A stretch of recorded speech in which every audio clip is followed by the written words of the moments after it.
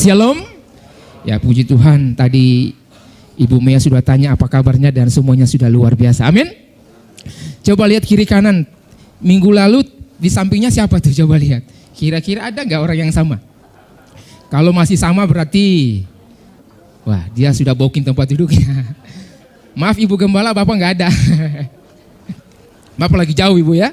Wah, puji Tuhan Bapak dalam pelayanan yang ada di Tembagapura. Ya, Tuhan berkati Bapak Gembala dalam pelayanan. Dan saya yakin bahwa setiap Bapak Ibu yang hadir pada hari ini ingin terus mengalami pertumbuhan secara kualitas. Amin. Ya, khotbah minggu lalu Bapak Gembala sudah menjelaskan begitu detail, bahkan di komsel pasti sudah diperkuat lagi, dipertajam lagi. Kami di Komsel Beter 1 kami membahas sampai setengah 11 malam. Ya kalau nggak salah ya. Sampai pas pulang langsung hujan turun. Ya puji Tuhan ya. Bagaimana kita sebagai jemaat Tuhan semakin bertambah dalam kualitas kita sebagai orang percaya. Tidak statis tetapi dinamis. Tetapi Bapak Ibu tidak sampai di situ. Ketika kita bertambah secara kualitas, tidak sampai di situ. Tuhan mau ketika jemaat Tuhan sudah bertambah secara kualitas, dia juga rindu di gereja, di jemaat bertambah secara kuantitas. Berarti ada progres yang Tuhan mau. Bukan hanya kita mampu, kita bertumbuh di dalam Dia, kita ditanam di dalam Dia, berakar, semakin teguh dan hidup mengucap syukur. Tetapi Tuhan juga mau saya dan Bapak Ibu kita semakin bertambah secara kuantitas. Bagaimana jemaat di tempat ini?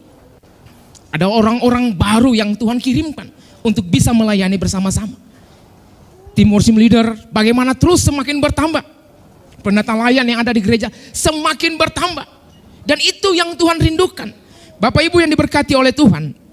Tema yang akan kita renungkan pada pagi hari ini yang diberikan oleh Bapak Gembala untuk saya bagikan bagi Bapak Ibu Saudara. Kita buka di dalam Kisah Para Rasul pasal 6 ayat 1 hingga yang ke-7 dengan tema bertambah kuantitasnya.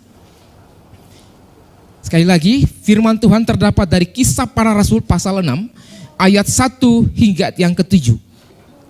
Bapak Ibu bisa memperhatikan di Alkitabnya masing-masing, bisa perhatikan dengan baik supaya apa yang kita baca, kita bisa memahami apa yang Tuhan mau katakan bagi saya dan saudara. Lembaga Alkitab Indonesia memberikan judul 7 orang dipilih untuk melayani orang miskin. Demikian bunyi firman Tuhan. Pada masa itu ketika jumlah murid makin bertambah, timbullah sungut-sungut di antara orang-orang Yahudi yang berbahasa Yunani terhadap orang-orang Ibrani. Karena pembagian kepada janda-janda mereka diabaikan dalam pelayanan sehari-hari. Yang kedua, berhubung dengan itu, ke-12 rasul itu memanggil semua murid berkumpul dan berkata, kami tidak merasa puas karena kami melalaikan firman Allah untuk melayani meja. Karena itu saudara-saudara, pilihlah 7 orang dari antaramu yang terkenal baik dan yang penuh roh dan hikmat, supaya kami mengangkat mereka untuk tugas itu. Yang ketiga, dan supaya kami sendiri dapat memusatkan pikiran dalam doa dan pelayanan firman. Usul itu diterima baik oleh seluruh jemaat. Lalu mereka memilih Stefanus, seorang yang penuh iman dan Roh Kudus, dan Filipus, Prokorus, Nikanor, Timon, Parmenas, dan Nikolaus, seorang penganut agama Yahudi dari Antioquia. Mereka itu dihadapkan kepada rasul-rasul. Lalu rasul itu pun berdoa dan meletakkan tangan di atas mereka. Firman Allah makin tersebar dan jumlah murid di Yerusalem makin bertambah banyak. Sejumlah besar iman menyerahkan diri dan percaya. Sedemikian jauh pembacaan firman Tuhan. Berbahagialah kita yang membaca, merenungkan dan melakukan dalam hidup kita sebagai hamba-hamba Tuhan. Bapak Ibu yang diberkati oleh Tuhan, tema yang akan kita renungkan pada pagi hari yang berbahagia ini adalah bertambah kuantitasnya. Bapak Gembala sudah menjelaskan tentang bagaimana kunci supaya kita bertambah secara kualitas. Bapak Gembala memberikan contoh tentang kayu ulin di Kalimantan yang ditanam di dalam air bertahun-tahun bahkan ratusan tahun semakin kuat. Itu menunjukkan kualitasnya yang hebat. Ya, dengan berbagai macam tekanan, tetapi semakin kuat. Demikian juga orang-orang percaya, diperhadapkan dengan berbagai macam tekanan, persoalan-persoalan di dalam rumah tangga, konflik-konflik dalam pekerjaan, bersama dengan anak-anak, suami dan istri. Tetapi itu membuktikan tentang bagaimana kita sebagai orang-orang percaya yang sudah hidup di dalam Tuhan, dipilih oleh Tuhan, mampu menyelesaikan dengan cara Tuhan. Amin Bapak Ibu. Itu menunjukkan kualitas kita sebagai hamba-hamba Tuhan. Tetapi seperti yang saya katakan tadi, tidak sampai di situ. Kualitas kita baik, tetapi Tuhan juga mau. Ada poin yang berikut terkait dengan kuantitas. Bagaimana kita jemaat kita semakin bertambah, semakin giat di dalam Tuhan. Nah, kita belajar dari kebenaran firman Tuhan di sini Bapak Ibu. Kalau Bapak Ibu perhatikan di ayat ke-7 katakan apa? Firman Allah makin tersebar dan jumlah murid di Yerusalem makin bertambah banyak. Juga sejumlah imam besar menyerahkan diri dan percaya. Bapak Ibu yang diberkati oleh Tuhan, ini terjadi bukan secara instan. Tetapi kalau kita membaca bagian-bagian Alkitab, itu terjadi proses demi proses. Orang percaya kepada Yesus bukan secara instan, tetapi melalui proses. Kualitas yang luar biasa daripada anak-anak Tuhan pada waktu itu membuktikan mereka bertambah. Dan melalui proses yang luar biasa Bapak Ibu. Bapak Ibu, ketika kita belajar tentang sejarah gereja, kemarin video ketika ulang tahun ke-95 gereja kita, bukan sekedar sekarang ini gereja kita begitu banyak. Ada 5.000 pendeta dan sebagainya. Ada berapa belas ribu jemaat yang terdaftar. Itu bukan langsung secara instan begitu banyak. Kita melihat pendiri gereja kita harus dipenjara, ditahan. Ya kan Bapak Ibu? Dengan proses yang begitu luar biasa. Tetapi Tuhan memakai mereka untuk mendirikan gereja. Pos PI yang ada di mana-mana. Kalau kita lihat di Toraja umpamanya, ya kan? Awalnya bersatu, tetapi keluar ketika GKI menjadi satu. Jadi Kibait dan sebagainya, ada perpecahan keluar, tapi dengan baik-baik dan sebagainya. Proses yang begitu panjang. Sejarah gereja mencatat bahwa pertemuan gereja tidak terjadi secara instan, tetapi melewati berbagai macam tahap. Proses yang luar biasa, baik dari luar gereja, bahkan juga dari dalam gereja. Bapak Ibu, ketika saya mulai membaca bagian Alkitab ini terkait dengan pertambahan secara kuantitas, saya coba mengingat di peristiwa di Keluaran Bapak Ibu. Ketika bangsa Israel sudah tinggal di Mesir dengan luar biasa, dikatakan mereka bertambah banyak. Firaun tidak senang melihat kondisi itu. Dia menyiksa, dia menindas, bahkan dibunuh anak-anak mereka. Tetapi Alkitab mencatat bahwa mereka tidak berkurang, semakin bertambah banyak. Ini proses yang Tuhan mau lakukan. Lalu kita sampai kepada ujung 15-17 reformasi gereja. Terjadi pergolakan yang luar biasa. Martin Luther siap dihukum mati, dicerca, difitnah. Umat-umat Tuhan tidak diakui dan sebagainya. Apakah semakin berkurang? Tidak, semakin bertambah sampai hari detik hari ini. Saudara, menjadi bagian dari gerakan reformasi yang Tuhan lakukan. Karena proses demi proses yang Tuhan berikan bagi saudara. Bapak Ibu yang diberkati oleh Tuhan, ada banyak cara Tuhan yang dia gunakan untuk memberkati gerejanya. Ada banyak cara. Dia mau supaya gereja semakin bertambah secara kuantitas. Tetapi Bapak Ibu, ketika saya merenungkan bagian firman Tuhan ini, cara Tuhan itu unik-unik. Dia mau supaya gereja bertambah itu dengan tidak menggunakan satu cara. Begitu banyak cara yang dia lakukan, begitu unik dan beragam. Dan yang unik ketika kita membaca bagian firman Tuhan ini Bapak Ibu, sangat unik. Bagaimana begini ya? Jemaat semakin bertambah, kita akan lihat bagaimana dia menghadirkan persoalan di tengah-tengah jemaat. Ada masalah dan masalah ini sepertinya biasa gitu. Ketika Bapak Ibu memperhatikan ayat pertama, coba kita lihat ya. Dikatakan pada masa itu ketika jumlah murid makin bertambah, timbullah sungut-sungut di antara orang-orang Yahudi. Sebelum masuk kepada ayat ke-7 pasal ini, kita lihat ayat 1. Banyak orang, murid-murid semakin bertambah, tetapi dikatakan firman Tuhan, makin bertambah, timbullah sungut-sungut, ada persoalan. Jadi untuk menambah kuantitas jemaat pada mula-mula Allah menggunakan cara yang pertama itu dimulai dengan masalah. Ini unik Bapak Ibu. Tetapi ingat, jangan membuat masalah supaya engkau semakin bertambah. Supaya diberkati, saya buat masalah aja gitu. Itu beda. Allah menciptakan masalah karena Allah punya rencana, cara yang luar biasa supaya jemaat semakin bertumbuh. Jangan kita ciptakan masalah sendiri lalu katakan ini gara-gara Tuhan sih. Buat masalah di pasal 16 supaya ajak ke saya buat masalah, bukan itu. Tetapi Tuhan akan memakai persoalan-persoalan supaya dia membentuk jemaatnya supaya semakin bertambah, baik secara kualitas maupun secara kuantitas. Makanya saya katakan tadi unik. Cara Allah menyelesaikan masalah dengan caranya. Berbagai macam. Tidak satu cara dia gunakan. Yang pertama adalah dimulai dengan masalah. Bapak Ibu yang diberkati oleh Tuhan, coba kita lihat bagaimana Alkitab mau katakan tadi. Pada masa itu ketika jumlah murid makin bertambah, timbullah sungut-sungut. Apa masalahnya? Masalahnya sederhana Bapak Ibu, terkait dengan masalah sembako. Itu udah biasa, kalau sekarang kita lihat aja orang rame-rame ribut ya. Sembako, bansos, apalagi tuh. Dikasih apa pokoknya sekarang itu ibu-ibu baku tarik sana sini, rambut ditarik ke belakang, wah sangat banyak. Begitu banyak dan ini sudah terjadi. Masalah terkait dengan pembagian makanan pada janda-janda miskin. Ketika saya merenungkan bagian ini, persoalan sederhana. Apa yang Tuhan mau sampaikan terkait dengan ini? Ternyata Tuhan mau ada sesuatu hal yang harus perlu dilakukan oleh para rasul. Mereka sudah berada di zona nyaman,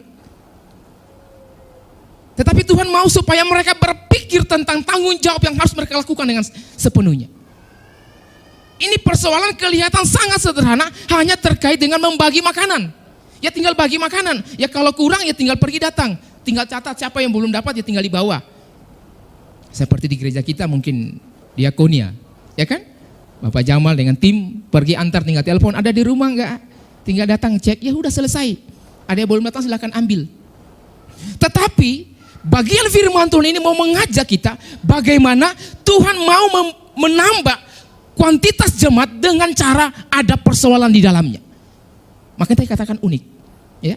Bisa saja dia memberkati, bisa saja dia jadikan siapapun menjadi pengikut Kristus. Bisa saja, tetapi dia melalui suatu persoalan yang biasa kita hadapi. Yaitu masalah makan, masalah kebutuhan setiap hari.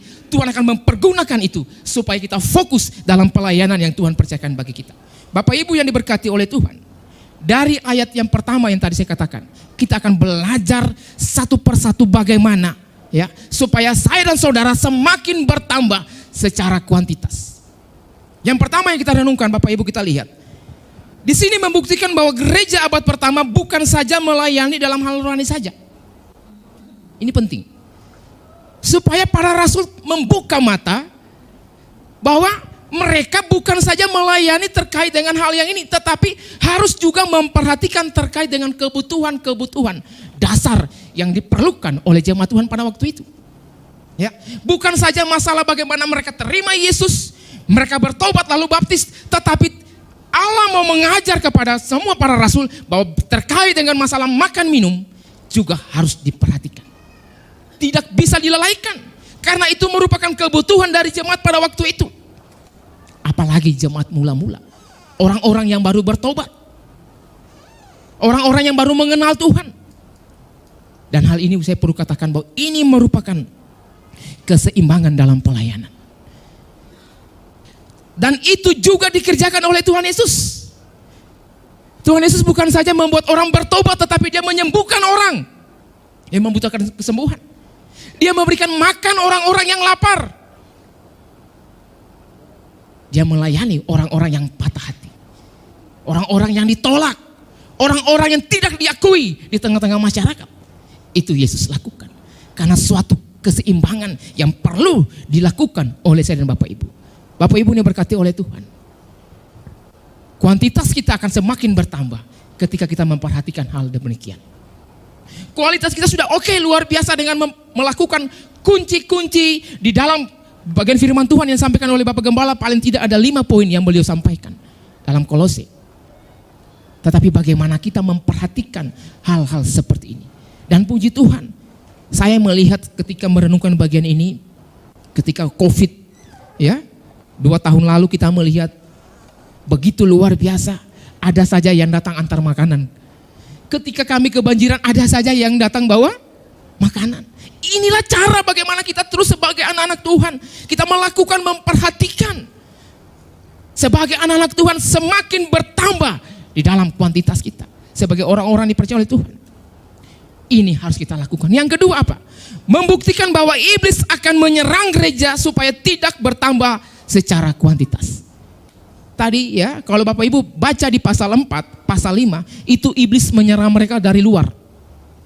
Iblis menggunakan orang-orang Yahudi yang anti Kristus, yang tidak suka dengan jemaat, menyerang jemaat, membunuh, dipenjara dan sebagainya. Sekarang iblis menyerang dari dalam, Bapak Ibu. Konflik terjadi dari dalam gereja, di mana para janda-janda miskin tidak dilayani dan tidak diperhatikan. Ini luar biasa, begitu serius. Kita harus waspada dengan hal-hal ini, bahwa akan terjadi konflik di dalam gereja. Tetapi bagaimana saya dan saudara ketika kita semakin bertambah secara kualitas, kita mampu menangani ini dengan baik. Supaya kita semakin bertambah secara kuantitas. Pasal 4, pasal 5 sudah kita melihat bagaimana iblis bekerja begitu keras. Kalau Bapak Ibu membaca Alkitab secara teratur, ya, dari kitab Kejadian sampai kitab Wahyu, kalau baca secara teratur dengan baik, itu akan perhatikan bagaimana cara iblis terus merusak jemaat Tuhan. Mulai dari pasal 3 kitab Kejadian, iblis berusaha menghancurkan manusia, Allah memulihkan. Pasal 4, pasal 5, pasal 4 ya, pasal 4 terus, pasal 3 aman, pasal 4 terjadi konflik lagi, iblis berusaha menghancurkan manusia, terjadi pembunuhan Kain terhadap Habel. Damai, aman. Kita masuk lagi pasal 6. Terjadi apa tuh? Air bah. Iblis berusaha menghancurkan manusia. Menghancurkan. Allah memulihkan dengan adanya pelangi. Nuh bersama dengan keluarga diselamatkan. Baca terus. Sampai pasal 11 iblis menghancurkan lagi menara Babel. Allah memulihkan. Baca terus. Sampai tadi saya katakan di dalam kitab Keluaran. Dipikir sudah aman orang Israel. Iblis kembali mengganggu mereka melalui Firaun. Setiap waktu Bapak Ibu ketika membaca bagian firman Tuhan secara teratur melalui Gemas yang kita punya, ketika membaca itu temukan bagaimana cara iblis bergerak, cara Allah melindungi, iblis bergerak, Allah melindungi. Sampai pada pasal ini kita melihat iblis bekerja. Pasal 4, pasal 5, dia mulai dari luar gagal, dia mencoba masuk dari dalam. Dia berpikir bahwa ya udah ngapain, pasti rasul-rasul, pasti jemaat enggak perhatikan itu para janda. Itu masalah biasa.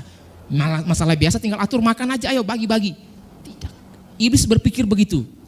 Tetapi kita lihat Allah mau memberikan pengertian bagi kita. Masalah yang kelihatannya sederhana, tetapi ketika tidak diperhatikan akan menjadi suatu masalah yang luar biasa. Menghancurkan gereja. Gereja tidak akan bertambah secara kuantitas. Orang akan meninggalkan Kristus, meninggalkan gereja, dan berpaling kepada hal-hal yang duniawi. Tetapi Alkitab mau mencatat bagaimana cara rasul memperhatikan hal ini. Bagaimana hamba-hamba Tuhan di dalam konteks kisah para rasul memperhatikan, karena mereka tahu gereja akan bertambah secara kuantitas ketika memperhatikan apa yang Tuhan mau. Bapak Ibu yang diberkati oleh Tuhan, lalu yang bagian ketiga yang kita pelajari dari ayat 1 adalah Tuhan bisa memakai masalah sebagai bentuk dia turut bekerja supaya gereja makin bertambah secara kuantitas. Allah memakai masalah tadi supaya gereja tahu bagaimana memperhatikan. Dan Allah tahu bahwa ketika jemaat Tuhan, gereja Tuhan, hamba-hamba Tuhan memperhatikannya, maka gereja akan bertambah secara kuantitas. Allah akan menggunakan, Allah akan memberkati masalah itu. Tetapi perlu dicatat, tadi saya katakan, jangan buat masalah sendiri.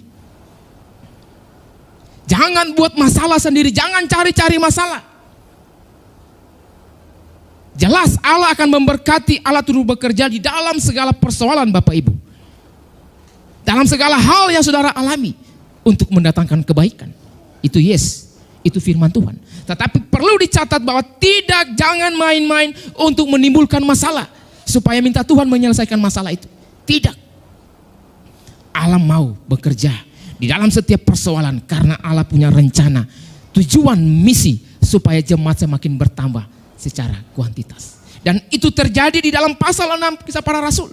Allah bekerja di dalam masalah ini karena Allah mau jemaat bukan hanya bertumbuh secara kualitas mereka, mengenal Tuhan, bertambah di dalam Tuhan, semakin mencintai Tuhan, tetapi mereka juga semakin bertambah secara kuantitas. Ada jumlah-jumlah jiwa yang terus bertambah. Ada makin orang yang percaya kepada Tuhan. Bagaimana mereka melihat, oh jemaat di sini begitu mengasihi satu dengan yang lain. Bagaimana jemaat ini saling mencintai satu dengan yang lain. Saling mendukung, saling mendorong, saling menopang, saling mendoa. Itu yang Tuhan mau. Supaya kita semakin bertumbuh di dalam Tuhan. Itu poin yang pertama yang kita renungkan. Bagaimana cara Allah supaya kita bertambah secara kuantitas. Dimulai dengan masalah. Masalah Tuhan izinkan supaya dia mau kita melihat bahwa Allah mau saya dan saudara bertambah secara kuantitas. Kita lakukan apa yang Tuhan mau di dalam hidup kita. Lalu Bapak Ibu, poin yang kedua kita lihat. Ketika ada masalah yang Tuhan izinkan di dalam masyarakat jemaat yang ada di Kisah Para Rasul. Yang kedua adalah kita lihat ya. Bapak Ibu kita coba lihat yang kedua adalah cara para rasul menangani masalah yang ada ini. Supaya kita semakin bertambah secara kuantitas, kita melihat bagaimana cara rasul menangani masalah ini. Firman Tuhan katakan di dalam ayat yang kedua, berhubung dengan itu, kedua para rasul itu memanggil semua murid berkumpul dan berkata, kami tidak merasa puas karena kami melalaikan firman Allah untuk melayani meja. Ini ada hal serius yang perlu diperhatikan. Para rasul melihat ada sesuatu hal yang perlu dikoreksi. Ada satu hal yang perlu diperbaiki. Jemaat sudah semakin bertambah secara kualitas. Mereka orang-orang yang saling mengasihi. Kalau baca di pasal 4, mereka membawa semua barang-barangnya. Menjual apa yang menjadi kepunyaan mereka. Meletakkan di kaki-kaki para rasul untuk diberkati. Tetapi ketika para rasul melihat hal ini, ternyata ada perlu sesuatu yang perlu dibenahi. Mereka katakan, kami tidak merasa puas karena kami melalaikan firman Allah untuk melayani meja. Karena mereka sudah sibuk memperhatikan, melakukan. Jemaat tinggal tenang, kami akan lakukan. Ternyata juga tidak benar. Ya, kalau kita membaca ini ternyata para rasul hanya suruh jemaat tenang, mereka yang layani. Kalau baca di pasal 4, semua jemaat datang meletakkan barang-barang mereka di kaki para rasul. Lalu mereka yang membagikan. Ternyata jadi masalah baru lagi. Mereka tidak fokus kepada pemberitaan firman Tuhan. Yesus tidak diberitakan. Dikatakan kami tidak merasa puas. Ya, nanti kita akan lihat apa yang dimaksud dengan bagian ini. Ternyata mereka melalaikan tanggung jawab sebagai hamba Tuhan. Tanggung jawab yang harus mereka lakukan. Melayani orang-orang miskin, para janda, itu baik. Tetapi harus memberitakan firman Tuhan juga bagi mereka. Ini yang tidak dilakukan oleh para rasul. Mereka melalaikan firman Tuhan. Jadi Bapak Ibu, kami sebagai hamba-hamba Tuhan, Bapak Gembala dan sebagainya, itu tugasnya sangat berat. Jangan berpikir bahwa tinggal hanya menyampaikan firman Tuhan. Tanggung jawab sangat berat. Para rasul menyadari hal itu. Ya, kami melalaikan firman Tuhan. Dan itu tidak menyenangkan hati Tuhan, pastinya. Nah, kita melihat bagaimana cara mereka menyelesaikan masalah ini Bapak Ibu. Kita lihat, yang pertama, ya, bagaimana cara para rasul menangani masalah. Dalam ayat 1 dikatakan bahwa para rasul tidak mau menangani sendiri. Mereka tidak mau menangani sendiri. Perhatikan tadi ayat yang saya katakan, ya. Berhubung dengan dengan itu kedua para rasul itu memanggil semua murid berkumpul dan berkata, kami tidak merasa puas karena kami melalaikan firman Allah untuk melayani meja. Karena itu, saudara-saudara, dia memanggil. Karena apa Bapak Ibu? Karena mereka tahu tugas utama mereka adalah memberitakan firman Tuhan. Jadi Bapak Ibu, untuk menambah kuantitas di jemaat Tuhan, Bapak Ibu harus memperhatikan tanggung jawab hamba-hamba Tuhan, kami. Bukan saya mau membenarkan diri terhadap sebagai seorang pendeta atau Bapak Gembala. Tidak, tanggung jawab begitu berat kalau berdasarkan konteks ini. Harus memberitakan firman Tuhan. Jadi Bapak Ibu mengambil bagian dalam pelayanan yang harus dilakukan. Mengambil bagian untuk memperhatikan sesama jemaat. Saya berharap Bapak Ibu bisa menangkap apa yang saya maksudkan. Ya. Bagaimana mengambil bagian dalam pelayanan ini yang Tuhan percayakan. Memperhatikan sesama kita. Memperhatikan orang-orang yang membutuhkan pelayanan. Orang-orang dalam tekanan. Orang-orang yang membutuhkan pelayanan secara sosial. Orang-orang yang membutuhkan didoakan. Jemaat terlibat di dalamnya. Para rasul memanggil jemaat-jemaat Tuhan, mari kumpul sini.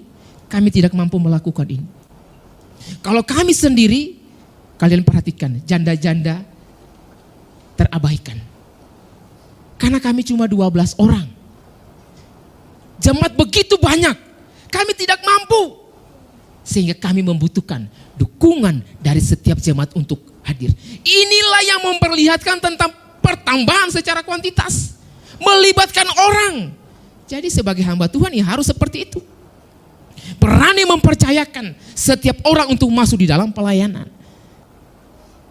Inilah yang dilakukan oleh para rasul di dalam kebenaran firman Tuhan. Dari ayat kedua kita akan lihat ada beberapa hal yang perlu kita pelajari. Yang pertama Bapak Ibu, hamba Tuhan harus tahu bahwa pelayanan utamanya adalah memberitakan firman Tuhan. Tetapi perlu digarisbawahi, bukan pelayanan lain tidak penting. Tetapi pemberitaan firman Tuhan adalah tugas utamanya. Bukan mengunjungi jemaat, tidak penting. Bukan datang berdoa untuk yang sakit, tidak penting. Itu penting. Dan harus diperhatikan jemaat jangan sampai baper gitu. Oh, tidak datang kunjungi oleh ini, tidak datang begini lalu tidak masuk gereja. Itu keliru Bapak Ibu. Itu salah. Ya. Itu penting, tetapi ada hal-hal yang perlu dikerjakan oleh hamba Tuhan pada konteks mungkin pada waktu itu. Ada persiapan-persiapan yang lain. Jemaat lain bisa mengambil bagian. Mengambil bagian untuk mendoakan, untuk mengunjungi dan sebagainya. Inilah pembuktian tentang bagaimana saya dan saudara bertambah secara kuantitas. Melibatkan orang banyak. Melibatkan jemaat untuk masuk di dalam pelayanan yang Tuhan percayakan. Ayat yang kedua mau menjelaskan bagaimana hamba Tuhan harus tahu bahwa pelayanan utamanya adalah pemberitakan firman Tuhan. Kalau tidak, orang-orang akan meninggalkan Tuhan. Fokus dengan pelayanan secara kelihatannya betul-betul pelayanan, tetapi tidak menyenangkan hati Tuhan. Itu disampaikan oleh para rasul. Ini keras sekali Bapak Ibu. Ketika saya membaca bagian ini, pukulan telak bagi saya secara pribadi. Ya, berpikir sudah melakukan hal yang luar biasa. Ya, wah saya sudah melakukan apa yang Tuhan mau. Tetapi apakah ini menyenangkan hati Tuhan atau tidak? Ini pertanyaan. Apakah ini membuat Tuhan puas? Enggak. Tuhan, para rasul katakan ini tidak menyenangkan hati Tuhan Bapak Ibu. Ketika melalaikan tanggung jawab utama. Oleh sebab itu butuh bantuan, butuh dukungan dari Bapak Ibu jemaat untuk melakukan. Ya, kadangkala saya selalu berpikir saya sudah melakukan, pergi sampai di pedalaman, membawa sembako sampai di pedalaman. Kadang-kadang saya berpikir saya sudah hebat. Wah sampai orang Pak Jokowi belum sampai dari itu saya sudah nyampe. Hebat. Tetapi ketika membaca firman Tuhan ini, apakah itu membuat Tuhan merasa puas? Apakah itu membuat menyenangkan hati Tuhan atau tidak? Apakah saya mampu melakukan dengan baik? Ternyata dikatakan oleh kebenaran firman Tuhan, itu tidak menyenangkan hati Tuhan. Tidak puas. Terjemahan bahasa Indonesia LAI memang dia katakan tidak puas, tetapi bahasa aslinya mau menegaskan bahwa itu tidak menyenangkan hati Tuhan Bapak Ibu. Itu tidak menyenangkan hati Tuhan. Dan jelas-jelas mau tegaskan bagian saudara. Hamba Tuhan tidak boleh menangani semua pelayanan dengan seorang diri. Para rasul mau mengatakan itu. Tidak bisa single factor. Tidak bisa. Perhatikan frase kami tidak merasa puas, dikatakan apa? Dalam bahasa Inggris katakan it is not pleasing. Itu tidak menyenangkan hati Tuhan. Ini keras Bapak Ibu ketika saya merenungkan bagian firman Tuhan ini. Pukulan telak bagi saya sebagai hamba Tuhan, sebagai pendeta. Kita bertambah secara kualitas itu yes. Tetapi bagaimana kita juga mampu bekerja, melibatkan setiap orang dalam pelayanan. Ini untuk kami sebagai hamba Tuhan, nanti ada giliran Bapak Ibu sebagai jemaat. Bagaimana kita harus terlibat di dalam pelayanan yang Tuhan percayakan. Bapak Ibu yang berkati oleh Tuhan, seorang hamba Tuhan harus berani mengatakan tidak untuk pelayanan yang lain jika hal itu mengganggu pelayanan firman Tuhan. Bapak Ibu ketika membandingkan di Lukas pasal 10 tentang Marta dan Maria, apakah yang dilakukan oleh Marta itu salah? Ketika dia melayani di dapur itu salah? Salah nggak Bapak Ibu? Dia mempersiapkan makanan untuk Yesus dan murid-murid. Itu salah nggak? Tidak. Itu tidak salah, itu baik. Tetapi Tuhan katakan kepada Maria, engkau mengambil bagian yang terbaik. Saya berharap Bapak Ibu bisa memahami bagian-bagian ini. Semua pelayanan kita lakukan, tetapi kita melihat bagaimana supaya hal itu menyenangkan hati Tuhan. Ya, yang dilakukan oleh Marta itu luar biasa Bapak Ibu. Tidak semua orang punya kemampuan seperti dia, bisa menangani dapur. Melihat piring kotor aja udah lari Bapak Ibu. Ya kan? Melihat cobek, melihat kuali, melihat panci sudah berserakan di mana-mana, itu pengen kabur langsung kalau bisa. Ya. Tetapi dia mengambil bagian yang tidak bisa dilakukan oleh orang lain, tetapi Tuhan katakan, Maria, engkau telah mengambil bagian yang luar biasa. Tuhan mau katakan bahwa ada hal-hal yang bisa kamu perhatikan supaya menambah kuantitas di jemaat Tuhan. Lakukan yang menyenangkan hati Tuhan. Lakukan semua. Itu butuh hikmat, butuh kekuatan Roh Kudus bagi saya dan saudara. Ya, kita lakukan semuanya, lakukan itu. Tuhan tidak melarang kita untuk lakukan semua pelayanan, tetapi kita melihat apakah hal itu menyenangkan hati Tuhan, tidak. Butuh relasi dengan yang baik dengan Tuhan. Butuh ketekunan dengan baik. Butuh kualitas yang baik di dalam Tuhan supaya kita mampu mengerti apa yang Tuhan mau lakukan bagi saya dan saudara. Memang ketika saya membaca dan merenungkan bagian firman Tuhan ini, saya katakan ini keras sekali Tuhan. Tuhan menegur saya secara pribadi. Tuhan mau supaya betul-betul saya secara pribadi mau melibatkan banyak orang untuk masuk dalam pelayanan yang Tuhan percayakan. Renungkan bahwa setiap bentuk pelayanan yang saya pribadi lakukan, apakah itu betul-betul menyenangkan hati Tuhan atau tidak? Apakah itu menjadi prioritasnya Tuhan atau tidak? Karena kenapa demikian? Ternyata di dalam konteks kisah para rasul itu harus berkonsentrasi memberitakan Injil kepada banyak orang. Supaya mereka semakin teguh, kuat di dalam Tuhan. Biarkanlah hal-hal yang itu dilakukan oleh jemaat Tuhan.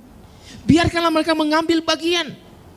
Libatkan mereka untuk masuk dalam pelayanan yang Tuhan percayakan. Ternyata itu maksudnya yang Tuhan mau katakan. Supaya apa? Supaya nanti muncul di ayat 7. Makin banyak orang percaya kepada Tuhan. Bahkan dikatakan para imam pun menyerahkan diri untuk percaya kepada Yesus. Karena melihat jemaat Tuhan, orang-orang Kristen pada waktu itu semua masuk dalam pelayanan, tidak duduk diam, tetapi masuk memberitakan firman Allah, melayani orang-orang yang termarginal, orang-orang yang tidak percaya kepada Yesus dilayani, supaya mereka sungguh-sungguh percaya kepada Tuhan. Bapak Ibu yang diberkati oleh Tuhan, kita merenungkan bagian firman Tuhan ini, bagaimana ada hal-hal yang luar biasa yang harus kita lakukan. Poin yang berikut, next. Yang kedua, rasul-rasul memberi mandat. Kalau tadi mereka memanggil, sekarang mereka mandat. Mereka panggil, semua orang ayo datang. Ada hal-hal yang perlu kamu lakukan sebagai seorang Kristen. Karena itu saudara-saudara, pilihlah 7 orang dari antaramu yang terkenal baik, yang penuh roh dan hikmat, supaya kami mengangkat mereka untuk tugas itu.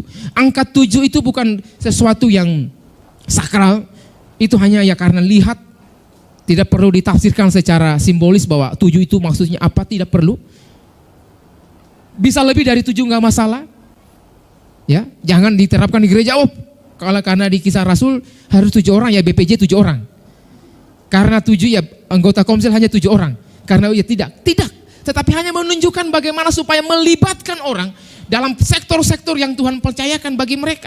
Ya, bagaimana Tuhan mau supaya mereka betul-betul melakukan pelayanan yang Tuhan percayakan. Bapak Ibu yang diberkati oleh Tuhan, ya, dari ayat ini, ayat 3 ada beberapa hal yang perlu kita pelajari. Yang pertama kita lihat Bapak Ibu, yang pertama mendidik jemaat hingga bisa melayani. Nah ini tadi itu giliran kami, saya Bapak Gembala dan teman-teman hamba Tuhan yang harus fokus kepada pelayanan.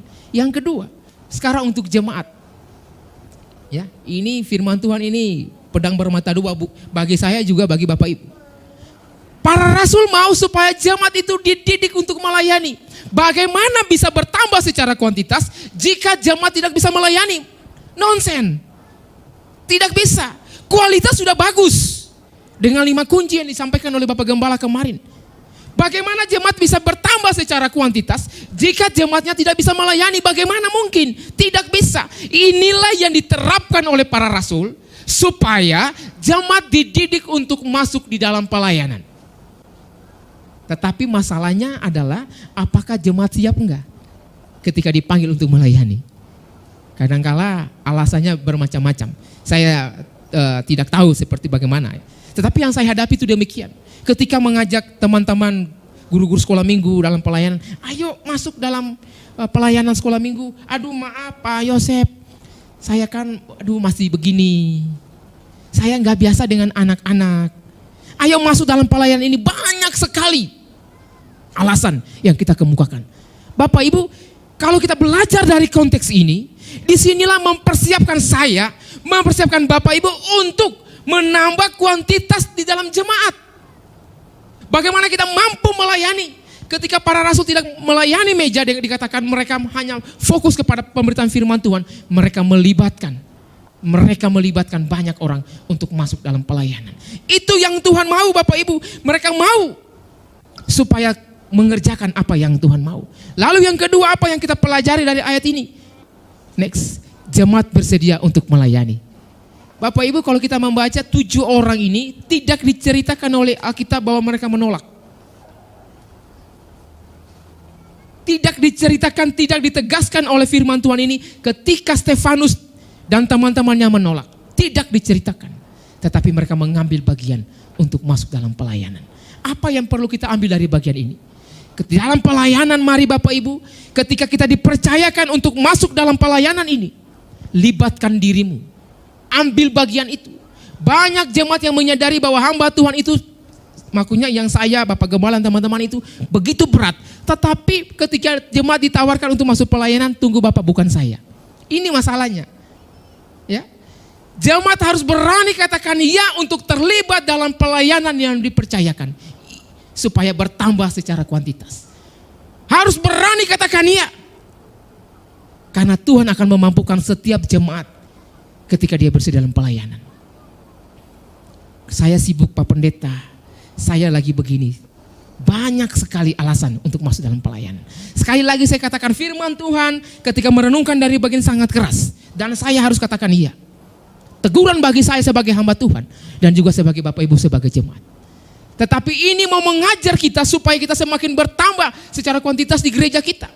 Terlibat dalam pelayanan yang Tuhan izinkan bagi saya saudara. Jangan tunggu nanti saya tua dulu. Jangan tunggu saya nanti pensiun dulu. Jangan tunggu saya nanti ada ini dulu. Tidak, tetapi kita mampu masuk di dalam pelayanan. Saya tidak seperti Stefanus yang penuh roh dan hikmat. Lalu yang lain tidak. Tidak, Bapak Ibu. Stefanus, Lukas hanya mau menegaskan kenapa Lukas mencatat bahwa Stefanus orang yang penuh roh dan hikmat. Karena apa? Karena dia nanti mau menegaskan di pasal 6. Terkait dengan pasal 7, terkait dengan bagaimana Stefanus dalam pelayanan dirajam dengan batu. Tidak ada maksud yang lain. Penulis kisah para rasul tidak membandingkan ya bahwa Stefanus lebih hebat daripada Nikolaus. Tidak itu. Saya tidak seperti Stefanus yang penuh dengan Roh Kudus dan sebagainya. Tidak Bapak Ibu. Lukas mau menegaskan bahwa di pasal berikutnya, ayat berikutnya ada sesuatu yang akan terjadi dengan Stefanus. Jadi kadang-kala kita selalu katakan saya tidak seperti dia. Dia lebih hebat, dia punya karunia ini, dia bisa mampu, dia bisa begini. Tidak Bapak Ibu. Lukas mau menegaskan tentang ada perbedaan terhadap Stefanus karena Lukas mau menceritakan bagaimana nanti Stefanus dirajam dengan batu sampai mati. Tidak ada unsur yang lain melebihkan satu dengan yang lain. Nikolaus lebih rendah kalau membaca membanding Bapak Ibu kalau nanti searching tentang Nikolaus di Wahyu ada, tetapi bukan itu.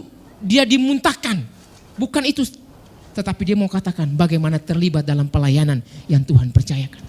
Bapak Ibu yang diberkati oleh Tuhan, itulah cara para rasul menangani persoalan yang ada di sana. Supaya apa? Jemaat semakin bertambah di dalam Tuhan. Ketika para rasul mampu menangani masalah, Diperhatikan ayat ke-7 katakan apa? Firman Allah makin tersebar. Akibat yang diberikan oleh Tuhan ketika para rasul mampu menangani masalah yang Tuhan izinkan. Bapak Ibu, Tuhan bisa memakai masalah sebagai bentuk Dia turut bekerja supaya gerejanya bertambah. Masalah di pasal 1, ayat 1 pasal 6, Tuhan memakainya sebagai cara untuk menambah jemaat. Perhatikan ayat ke-7 katakan apa? Firman Allah makin tersebar dan jumlah murid di Yerusalem makin bertambah banyak. Ya, juga sejumlah besar imam menyerahkan diri dan percaya. Ada akibat yang Tuhan berikan bagi saudara. Ketika kita terlibat dalam pelayanan, ketika kita tahu bahwa Bapak Pendeta kita, Bapak Gembala kita tanggung jawab yang dikerjakan begitu banyak. Ketika kita melibatkan diri untuk mendukung pelayanan yang ada di gereja kita, ayat 7 menjadi bagian kita dan amin. Amin. Ayat 7 akan menjadi bagian kita. Kita baca ayat ke-7. Firman Allah makin tersebar dan jumlah murid di Yerusalem makin bertambah banyak. Juga sejumlah besar imam menyerahkan diri dan percaya. Kalau kita belajar dari bagian ini, Bapak Ibu, orang Kristen dikejar-kejar, dipenjara, dihukum, dibunuh. Tetapi ayat 7 katakan semakin banyak orang datang kepada Kristus. Firman Tuhan semakin tersebar karena apa? Makin banyak orang terlibat dalam pelayanan. Dan dampaknya yang luar biasa. Bagian ketiga yang kita renungkan adalah bertambah kuantitasnya. Ini mau membuktikan Bapak Ibu bahwa saya dan saudara Tuhan akan pakai untuk menambah jiwa-jiwa di gereja kita. Amin. Ketika Bapak Ibu melibatkan diri dalam pelayanan yang Tuhan percayakan, yakinlah bahwa gereja kita semakin bertambah. Pos PSPI dibuka di mana-mana, ada orang yang terlibat untuk mendukung pelayanan yang ada. Kita tidak sampai di situ saja. Jadi jangan memandang tentang usia saya belum mampu, saya tidak layak, saya belum bisa, dia saja, mereka saja, komsel sana saja, komsel sini saja. Tetapi mari sebagai orang percaya yang kualitasnya sudah teruji, kita mau terlibat di dalam pelayanan yang Tuhan percayakan. Karena ayat 7 katakan firman Allah semakin tersebar. Melalui siapa? Melalui para rasul. Melalui siapa? Melalui Bapak Ibu untuk memberitakan firman Tuhan. Makin banyak bertambah. Bahkan orang-orang yang menghina Kristus seperti para imam, orang-orang ahli Taurat, orang-orang Farisi, orang-orang Saduki datang menyerahkan diri untuk dibaptis dan dipercaya kepada Tuhan. Dari ayat ini kita akan merenungkan beberapa bagian. Ketika suatu masalah bisa ditangani dan Allah turut bekerja di dalamnya, serta para rasul, para hamba Tuhan membuka diri untuk melibatkan jemaat untuk terlibat dalam pelayanan. Ditambah dengan jemaat yang begitu mendukung, maka apa? Maka akan ada dampak yang besar bagi gereja Tuhan. Pelayanan ini bukan milik Bapak Gembala sendiri, bukan milik BPJ, bukan menilik kami sebagai hamba-hamba Tuhan, tetapi Bapak Ibu yang ada di bawah ini, yang ada di atas, yang ada di rumah, siapapun Bapak Ibu, pelayanan ini milik kita bersama. Mari kita buat gereja ini semakin bertambah secara kuantitas dengan hidup kita terlibat dalam pelayanan. Dukung pelayanan yang Tuhan percayakan, dukung Bapak Gembala, dukung BPJ dengan program yang ada supaya gereja kita semakin bertumbuh dalam Tuhan. Amin. Amin. Kita lakukan itu dengan sungguh-sungguh karena Tuhan mau melibatkan. Ketika Tuhan melibatkan Bapak Ibu berarti dia mau memakai Bapak Ibu siapapun Bapak Ibu. Karena dia yakin engkau bisa. Karena melalui engkau nama Tuhan dipermuliakan. Biarkan dengan persoalan yang ada Bapak Ibu alami, minta Tuhan gunakan itu sebagai cara supaya memperbesar kapasitas yang ada di gereja kita. Banyak persoalan kita hadapi Bapak Ibu. Keuangan ekonomi, keluarga, anak-anak studi dan sebagainya. Pelayanan berbeda pendapat, tidak didukung, tidak begini, ada banyak. Tapi izinkan Tuhan terlibat dalam persoalan itu. Melayani dengan hati yang Tuhan percayakan.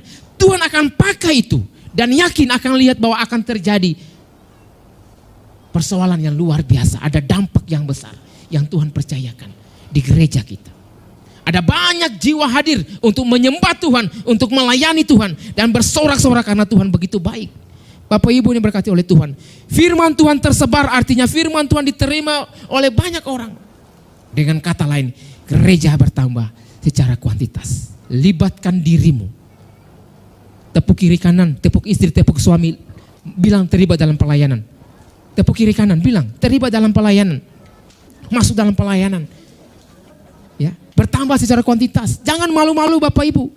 Yang masih malu-malu masuk dalam pelayanan, di perkarya perkawan, di komsel-komsel, di pasutri, masuk supaya kita semakin bertambah secara kuantitas. Ya, Tuhan mau secara kualitas itu, yes, kita semakin kuat di dalam Tuhan. Tetapi Tuhan juga mau ada banyak jiwa yang hadir di gereja kita. Di balkon-balkon penuh dengan jiwa-jiwa karena kita mau melayani. Gereja sore bukan hanya orang-orang itu saja, orang banyak datang.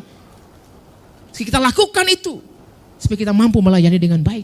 Tadi saya katakan ini keras Bapak Ibu, tetapi saya harus sampaikan. Saya tidak bisa simpan-simpan terkait dengan bagian firman Tuhan. Saya sampaikan supaya saya terlibat dalam pelayanan yang Tuhan percayakan. Sebagai kesimpulan yang perlu kita renungkan Bapak Ibu. Yang pertama, Tuhan bisa memakai masalah dalam bentuk apa saja. Dan Dia turut bekerja dalam gerejanya supaya apa? Supaya gereja semakin bertambah secara kuantitas. Jangan ada masalah di gereja kita dengan jemaat kiri kanan lalu tinggalkan gereja. Itu salah Bapak Ibu. Jangan tidak merasa puas dengan gembala lalu pergi ke gereja yang lain. Itu salah. Izinkan Tuhan terlibat dalam masalahmu. Karena Tuhan mau engkau bertambah secara kuantitas. Jangan melihat, wah tetangga saya, komsel ini tidak perhatikan saya lalu tinggalkan dia. Tidak pergi komsel. Itu salah. Izinkan Tuhan terlibat dalam masalahmu dengan dia. Dengan ketua komselmu. Dengan ketua perkawanmu. Dengan perkarya. Dengan pasutri. Izinkan Tuhan berkarya di dalamnya. Karena melalui cara itu, secara kuantitas, Tuhan akan tambahkan bagi. Jika kita melibatkan Tuhan di dalamnya. Yang kedua adalah ketika ada kerjasama antara para rasul dan jemaat, maka gereja bertambah secara kuantitas. Bapak Gembala dan saya dan bersama teman-teman hamba Tuhan, kita bekerja sama untuk membawa jiwa kepada Tuhan. Libatkan semua orang untuk masuk dalam pelayanan, maka ada pertambahan jiwa yang luar biasa. Ketika para rasul melibatkan Stefanus dengan teman-teman yang ada, terjadi hal yang luar biasa. Dan itu betul-betul terjadi. Yang ketiga, apa peran saya dan Bapak Ibu? Apa peran saya dan Bapak Ibu dalam gereja yang membuat gereja bertambah secara kuantitas? Ini perlu dijawab oleh Bapak Ibu. Kalau belum terlibat dalam pelayanan, terlibatlah. Dukung semua pelayanan yang ada. Apa yang saya sudah lakukan? Ini penting Bapak Ibu. Gereja yang sehat, jemaat yang sehat adalah ketika dia mau terlibat dalam pelayanan. Bertanya, kira-kira apa yang saya bisa lakukan untuk gereja ini? Apa yang perlu saya bantu dalam gereja ini? Apa yang perlu saya lakukan supaya gereja ini semakin bertambah? Karena Tuhan mau memakai Bapak Ibu. Tuhan mau memakai Bapak Ibu terlibat di dalam gereja ini. Dan saya melihat bahwa kualitas jemaat kita semakin luar biasa. Ibadah-ibadah yang kita kerjakan semuanya menyenangkan hati Tuhan. Nah, firman Tuhan di pagi hari ini, mari kita renungkan bersama-sama. Poin terakhir, apa peran saya? Apa peran Bapak Ibu? Apa peran Bapak Ibu? Apa peran anak-anak muda di gereja? Apa peran? Bapak Ibu yang punya cucu di rumah, ajak untuk sekolah minggu. Ayo sekolah minggu, itu peran Bapak Ibu. Anak-anak sekolah minggu yang belum bangun, ayo sekolah minggu. Anak-anak muda yang belum bisa datang ke remaja pemuda, yang punya anak, punya cucu di rumah, dorong mereka, ayo ikut ibadah remaja pemuda, dorong mereka. Jangan kita udah tenang saja, nanti mereka kan udah besar, punya keputusan sendiri. Tidak Bapak Ibu, peran saya dan saudara, melibatkan mereka untuk masuk, dorong mereka. Kalau Bapak Ibu tidak dorong mereka untuk terlibat dalam pelayanan, yang lain akan dorong mereka untuk masuk terjerumus. Yang punya istri di perkawan, dorong untuk masuk perkawan. Yang punya suami di perkarya, dorong, ayo perkarya. Yang di komsel, ayo masuk ke komsel. Inilah jemaat yang bertumbuh secara kuantitas. Tuhan rindukan itu Bapak Ibu. Kita jangan statis dalam gereja. Yang penting saya sudah datang hari Minggu, bukan itu. Tetapi bagaimana kita bertumbuh di dalam Tuhan. Gereja yang sehat demikian. Kita mampu melakukan apa yang Tuhan mau. Biarlah kebenaran firman Tuhan pagi hari ini menegur saya secara pribadi, menegur Bapak Ibu sebagai jemaat Tuhan, supaya kita bukan saja bertumbuh secara kualitas, tetapi secara kuantitas kita bertambah. Renungkan itu. Apa peran saya yang perlu saya lakukan di dalam jemaat supaya semakin bertambah secara kuantitas di dalam gereja kita. Tuhan Yesus memberkati. Kita berdoa. Bapa di sorga, di dalam nama Tuhan Yesus, kami sudah merenungkan bagian firman Tuhan. Firman Tuhan begitu keras bagi kami. Mungkin secara pribadi kami belum sanggup ditegur, diingatkan oleh firman Tuhan. Tetapi firman Tuhan adalah ya dan amin. Dia mau mengubah karakter kami, supaya kami semakin datang kepada Tuhan, bertumbuh, bertambah secara kuantitas. Mungkin secara kualitas kami sudah Tuhan, tetapi secara kuantitas kami belum. Karena ada hal-hal yang belum kami lakukan. Melalui kebenaran firman Tuhan ini, kami mau melakukan itu. Kami mau terlibat di dalam pelayanan. Kami mau melakukan apa yang Tuhan mau, seperti yang dilakukan oleh para rasul. Terima kasih Bapa. Di dalam nama Tuhan Yesus Kristus, firman Allah yang hidup, kami bersyukur untuk kebenaran firman Tuhan. Haleluya. Amin. Terus memberkati, saya serahkan kepada pemimpin pujian.